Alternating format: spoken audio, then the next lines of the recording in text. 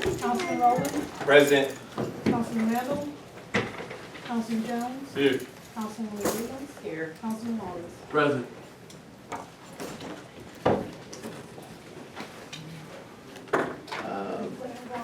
Officer C. Booz, Yes. citizen comments.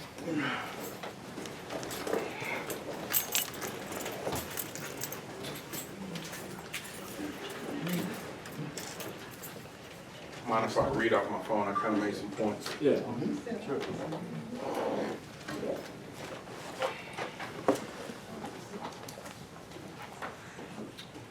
Officer Booz, well, maybe was Officer Booz until this new chief came in.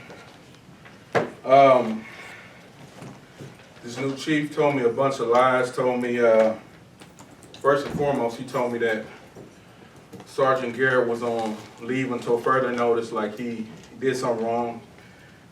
He was hiding my employment from other officers so he can hire his other buddy, then I guess to start working. He told city council members he knew nothing about my whereabouts, what I was doing. He said he was cleaning up the mess Chief Solomon and Sergeant Garrett made. He asked me to write statements about Sergeant Garrett that were kind of negative, but I wrote statements that were facts, but he kept trying to force me to write negative statements about him. I had my first face-to-face meeting with this guy on last Thursday. Been trying to get a meeting with him for about 4 weeks, about a month. My contract says I get paid. I start work on May 20th. I've been off this whole time because he said Sergeant Garrett, Chief Solomon dropped the ball on my background, which they did. But he said that in order to get, like I said, the other officer didn't in, which I found out later on. But he was telling me not to contact Sergeant Garrett, Chief Solomon, otherwise he wouldn't rehire me. He said that would be like going behind his back. So I didn't hire, I did, just being the type of person I am, loyal. I'm thinking he's here to try to help the department clean it up, which I didn't think nothing was wrong with it, but of course there's always stuff going on behind closed doors that you may not know about being the new guy, okay? But I thought he was cleaning up, but apparently he was the one in the wrong. Let's see. He advised me he told me to write a statement about Sergeant Garrett, because basically stating that I was not able to give my other job a 2 weeks notice. That's why I'm not able to be employed. He also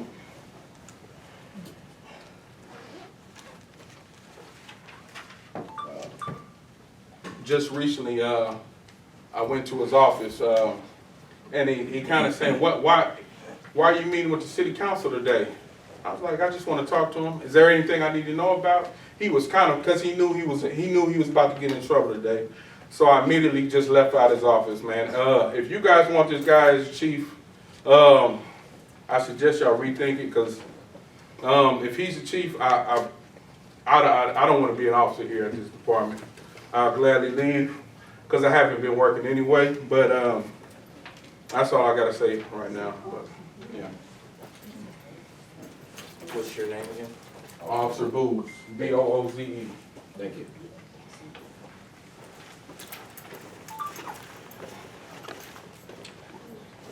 Marie Herndon.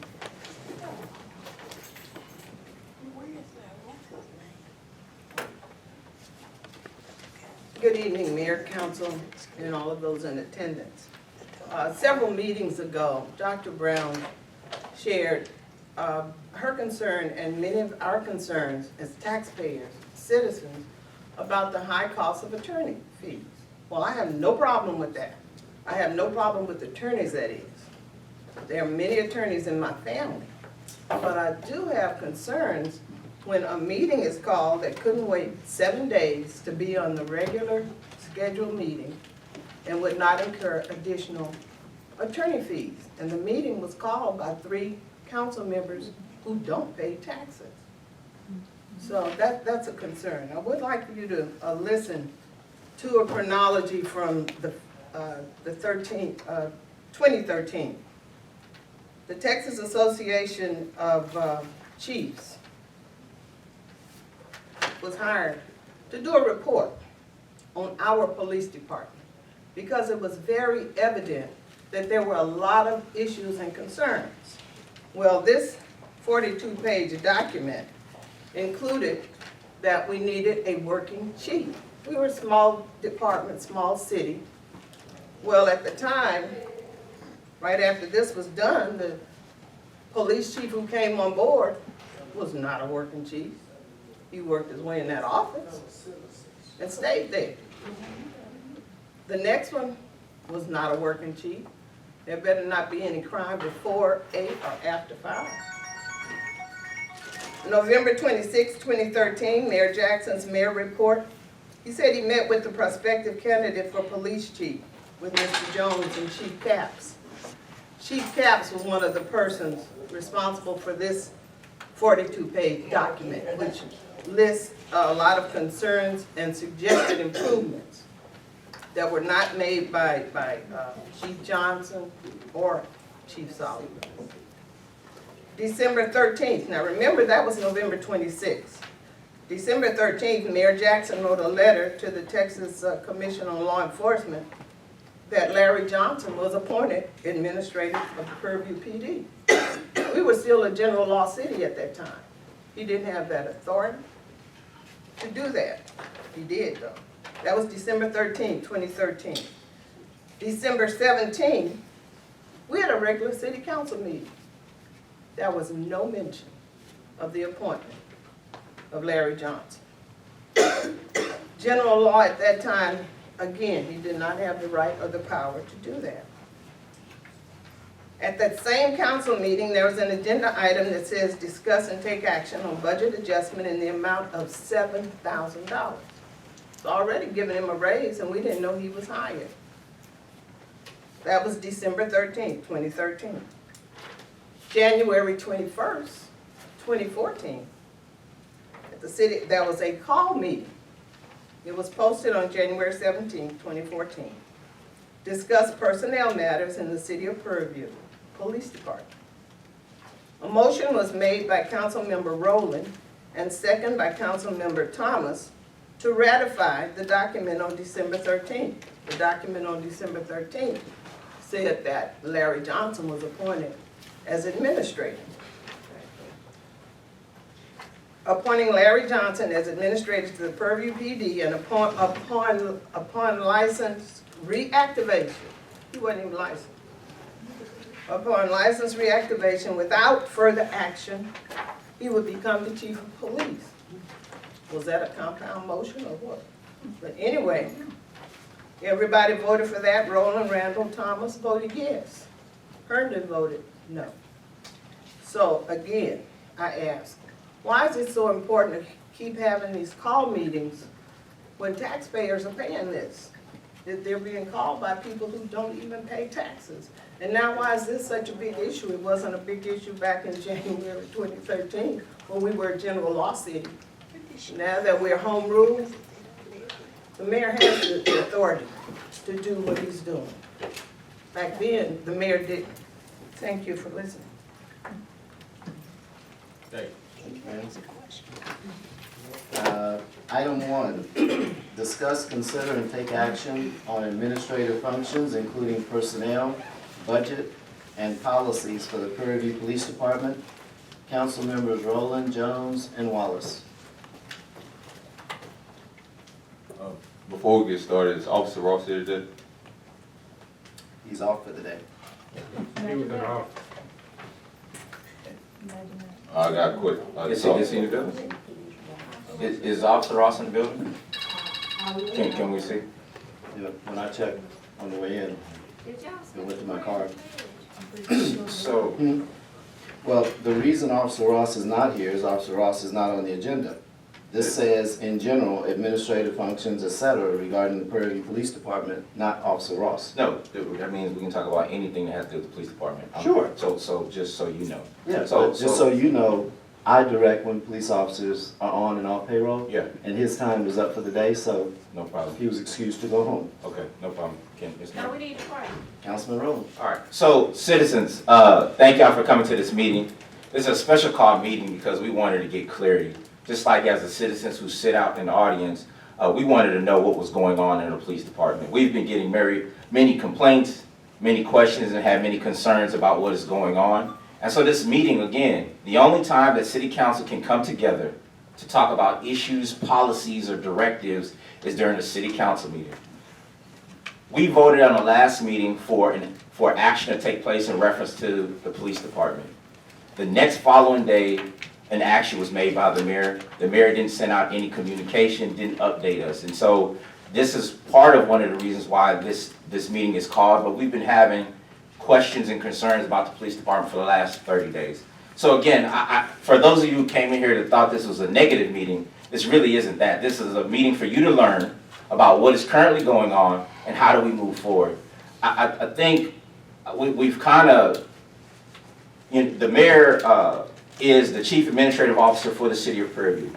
And as mayor, your job is to communicate to city council and communicate to the citizens what's going on. And so we had some questions because we don't currently, our Chief Solomon currently resigned. You brought in a 30-day emergency interim police chief who you brought before us to move to confirm or for us to appoint. City council unanimously voted this person down. And we're here to have a conversation on what is your plan to move forward as our mayor. And so I'm glad we got some documents in front of us, personnel policies, budgets, so we can have a conversation, an intelligent, informed conversation about where the police department is currently at and where it's currently gonna go.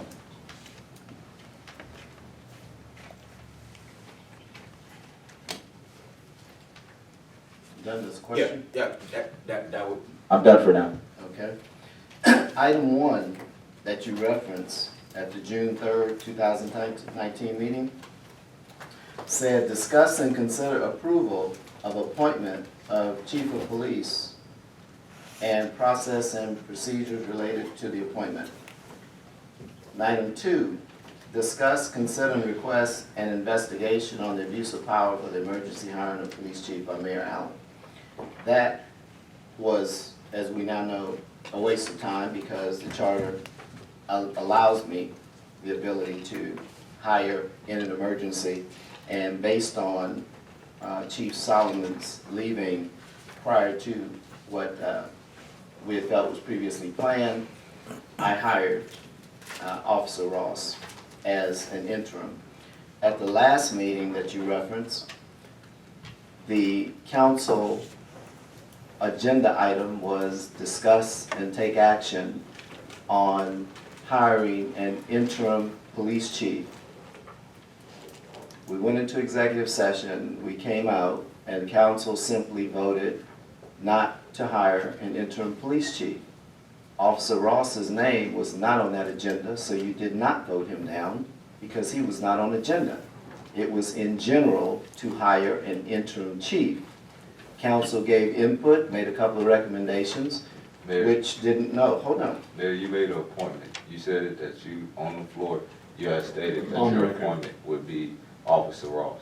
And that's when I moved that we go into executive session to have a discussion and a conversation upon who council would like to see as our interim chief and try to come to a common ground with how we move the police department forward. And so that's why the motion was made, because we could have went on with the agenda, but the motion was made that we didn't accept your appointment, and which was Officer Ross. We could have appointed any one of our police department coming out of the executive session, but we didn't agree upon who we wanted to appoint. And so that's why we made the motion not to accept your appointment. The Just agenda a item. clarification. The agenda item, because as you said, with my, hold on, I didn't interrupt you, hold on. The agenda item that we came back from executive session that was voted on simply said, discuss and take action on appointing an interim chief. Council and I had our discussion, albeit in executive session. When it came out, the record shows, as I read the agenda item, that's what it stated. But I'm okay with that. We can agree to disagree on that slightly. I was So just that's saying that okay. wasn't the motion that was put on the floor, but I got you, Mayor. Mhm. Now, council is asking what is my next move, if you will. I'm with what has been stated previously. There's not a thing that I'm being asked that we're discussing that couldn't have not waited 7 days, because whatever I tell you this evening is not going to change the fact that this meeting is not necessary, it's costly, and all we're asking council to do, because this is probably the third or fourth Monday on a non-meeting night that council has exercised your right, which I respect, to call a meeting, but we would ask that you use a little prudence on can this wait, because this is not an emergency. There's nothing I'm gonna tell you tonight that could not have waited to the regular meeting on Monday, incurring attorney's fees and time for all of us to come out. What the plan is, I have set a meeting with the sheriff, the DA, the chief of police for the university, Chief Jemison, and Chief Hartley and Hempstead, to start looking at the applications. The same thing I told you a week ago, and now we got confirmation as recent as today that that has taken place. That's the plan. But I do refer you, since Councilman Rowland, you were here when I took office, you hadn't had a chief for months, and you tried to rush me then. Back then, I hired or appointed Sergeant Garrett as the interim chief, and it took a little while, and we got Chief Solomon, and this process is not going to be rushed either. My job is to do the best I can to get us a chief in here, and working with these other law enforcement leaders in our adjoining areas and the county, since we're in the county, that's what the plan is. Is there anything about that that couldn't have waited till Monday? Okay. Yes, sir. All right. So, I love that that today we're talking about taxpayer dollars.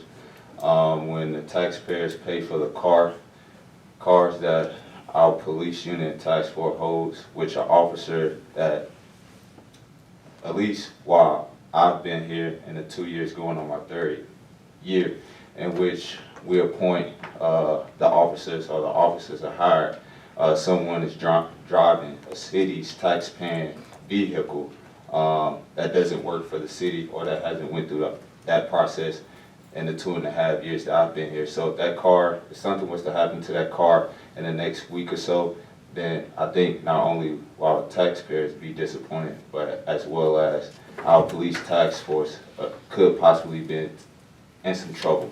The next one is the city also, the taxpayer dollars also goes towards a dog which has a keeper, which the person that is keeping the dog is not certified. So if that dog was to do anything, then I think once again that we as a council, by not having this meeting tonight and by not moving forward with a sense of direction or a sense of urgency, and just with some questions and clarification, so that way we can agree, will also be in a whirlwind of trouble as well. We've been having workshops, not meetings, for about the past 2 months, because that's the only way that city council could come together to discuss a street plan with how we want to move forward to bring up the city streets, the lights, and all those things to try to help the city move forward using the money that we have in the budget now. Also, talk about taxpayer dollars. I think some officers were hired as part-time, but now have moved to full-time, which if our budget doesn't allow, and we short an officer, but we telling the officer that he should get healthy and all these kind of things, then what image are we really pushing out? So, also, another thing, another reason, I think our city attorney fees goes up because we are in the city council meetings from about 10 to 11 o'clock at night, knowing that this discussion, this by itself could possibly take an hour or 2 hours. So I just want to let the picture be clear that we're not trying to waste the taxpayers' dollars. We're trying to do what we feel as though is necessary, so that way we can all be on the same page and move our city forward as well as our police department forward. So I just want to put that out there for clarification. And I accept that. I will check on the dog situation that you mentioned, because if that's the case and there's something we need to do differently, we'll do that. Who is it that you say is driving a police car that doesn't work for the city? So You gotta work for the city. Okay, so let me go back. Officer Ross, 30 days up was when, Mayor? The 24th of last month. Okay, and so now what is Officer Ross' acting role with our police department? Just as you stated, Officer Ross. He's on payroll, which in my mind means he works for the city because I hired him. So how is that affecting our budget, and who is do we have a chief of police? Are we not moving forward with the interim chief of police? Will we ever have that conversation brought up again as to how we're gonna move forward, or he's just a working officer and right now you're acting as the chief? That's correct. So, Mr. Mayor? Councilman All Rowland? right, part of this meeting is you can't, Yeah, he's not acting as the chief. you can't act as the chief. Not the chief, I'm the He's administrator of he's the police He's department. the chief administrative officer. Yeah, yeah, Mhm. But he's not the chief of police. but what has to be declared, which is why I'm one of the members who called for this meeting. Mhm. Mr. Mayor, who is the head person in the police department at this moment? Who is responsible? There needs to be an officer who's T-Close certified, who is in charge of the police department, and who is that officer? All of our officers are No, T-Close no, certified. no. Right now, this is part of the meeting. The attorneys have told you, city council have told you. There should be a person who has a rank that you have identified as the lead police officer in the city of Prairie View. When you tried to make Officer Ross the interim, unanimously city council voted that person down. There was a hierarchy already established in the city of Prairie View. One of the reasons why this meeting is important, because not only city council, but the citizens need to know who should they direct their complaints to as the lead police officer for the city of Prairie View. So do you have a name? Yes, Ross. Ross can't be that person. I think you've been told. Tell me why. Because we currently have, this is part of the conversation for citizens, we currently have a process. When there is no person identified as a chief or an interim chief, it goes to the next senior officer in the police department. That officer currently is Sergeant Garrett. Well, And- let me answer your question. Oh, I'm not Go done. ahead. Go ahead. Sergeant Garrett, as you told us, is currently out on leave. The next senior officer is Officer White. And so part of this meeting is for us and the community to leave knowing who the top officer is in the city of Prairie View, since we don't have a chief or interim chief, and what is our process moving forward. Meaning, you told us last meeting that you were starting the hiring process for the chief. So in this meeting, this meeting is set up for you to give us some directive on where you're at this week. And so, can you answer those questions? Yep, I just did. Asked and answered earlier.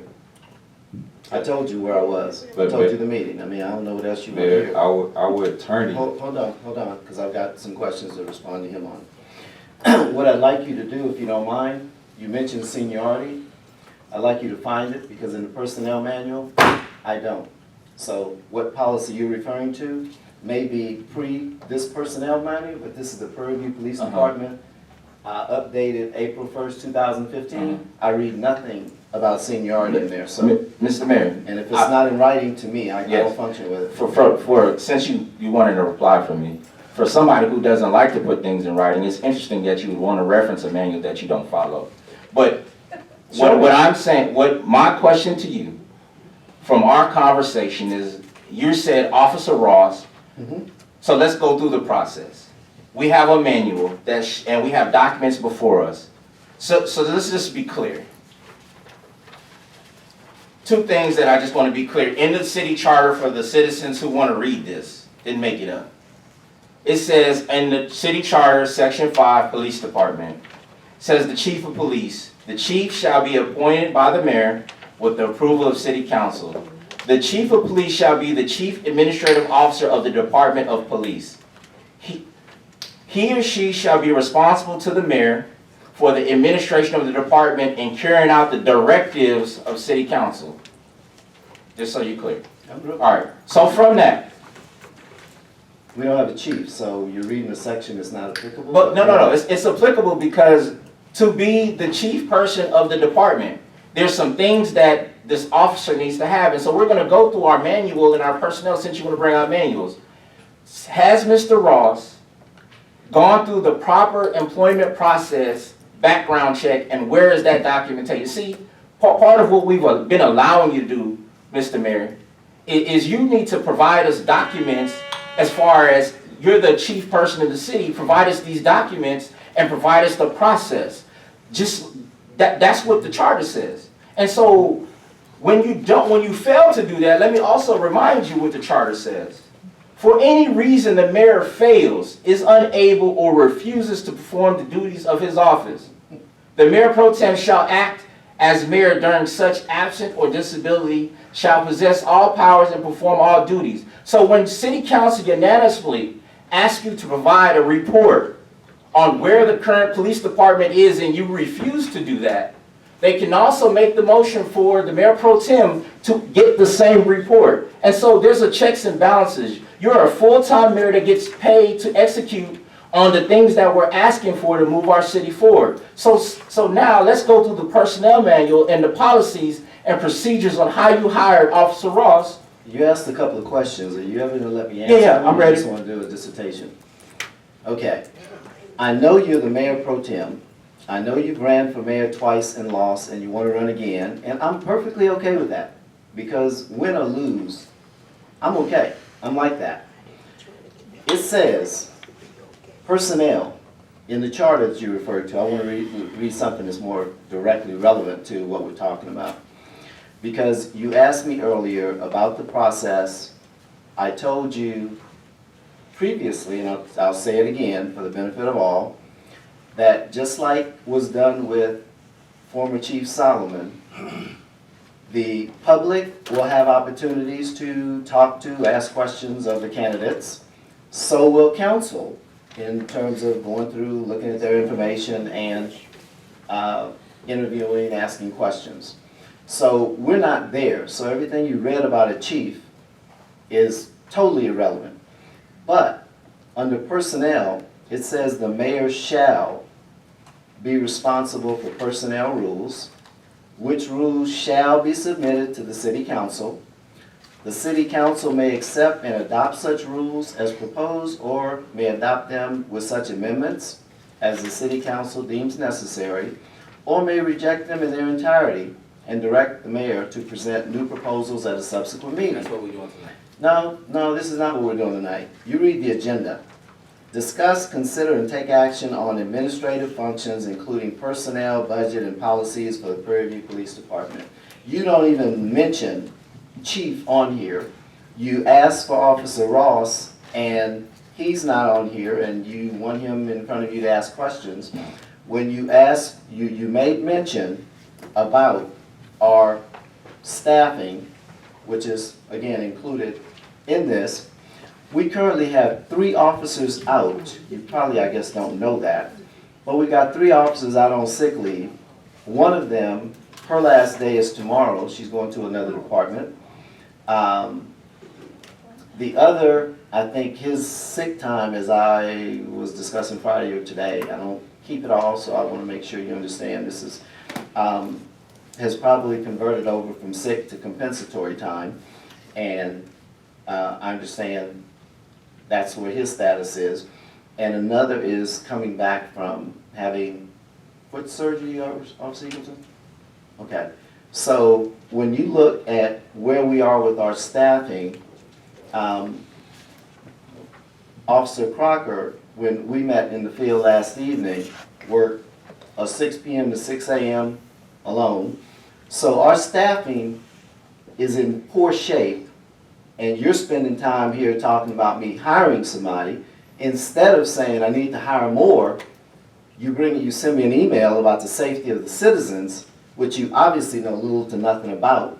Because if we've got so many officers, including a relatively new one, working a single 12-hour overnight shift alone, and you have no idea or knowledge of that, you should be concerned more about increasing our safety and staffing. And I had a conversation with Officer Bowes, and we have a subsequent meeting or something coming up, but I'm hearing all this for the first time, which is fine. But the safety and operation, you in your zealousness to become mayor are so busy trying to find some fault with what I do. When you follow the charter, you haven't read anything to me, and I was on the charter commission, that interferes with what I've done. There's been zero abuse of power, which you've accused me of for the second time. And now we're here in a generic, discuss everything about the police department that still could have waited and wouldn't have been as costly.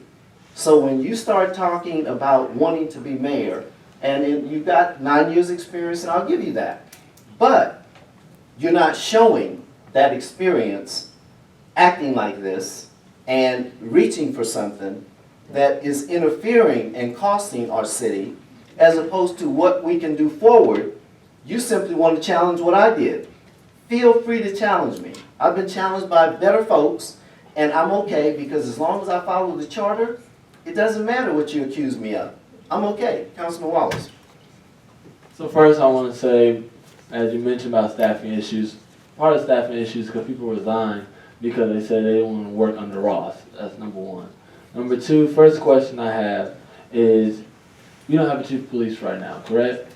Correct. So when we went into executive session, Attorney Griffin, I know Attorney Zach wasn't there, but Attorney Griffin clearly articulated the roles in terms of who is in charge. If we didn't have a chief of police at that time, it was going to be Sergeant Garrett. But because Sergeant Garrett's out on leave next, and this is Attorney Griffin, said that it was going to be Officer White. So are you saying that Attorney Griffin was wrong in what she advised us to do?